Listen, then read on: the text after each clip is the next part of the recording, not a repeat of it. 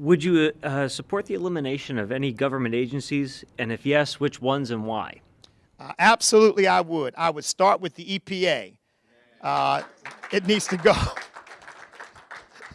Now, it used to be the Department of Education first, but the EPA has gotten to the top of the list. But right after the EPA, the Department of Education, that one needs to go, because that thing is nothing but a boondoggle for the federal government to use our money to do political favors and to do social engineering in our public schools.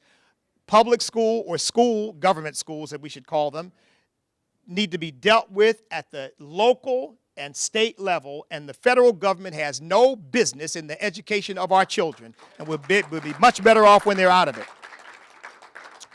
I think Freddie Mac and Fannie Mae, even though I realize they're GSEs, still, they're government enterprises. They need to go, because liberals don't want to admit this, and some conservatives don't talk about it, but the reason we are in this mess primarily is because of those institutions.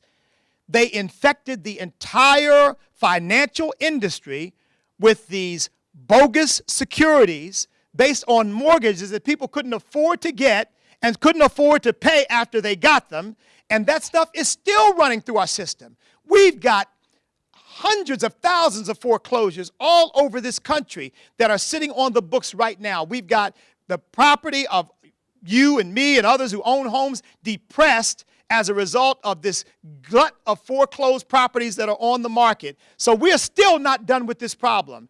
I think we need to get done with those two institutions so that we never have this problem again. People ought to buy houses that they can afford and then be able to pay for them. And if they run into problems, well, you know, they deal with that. But this stuff of trying to use these government agencies to assure that people own homes who can't afford those homes is folly, and it's brought us again to the brink of economic catastrophe.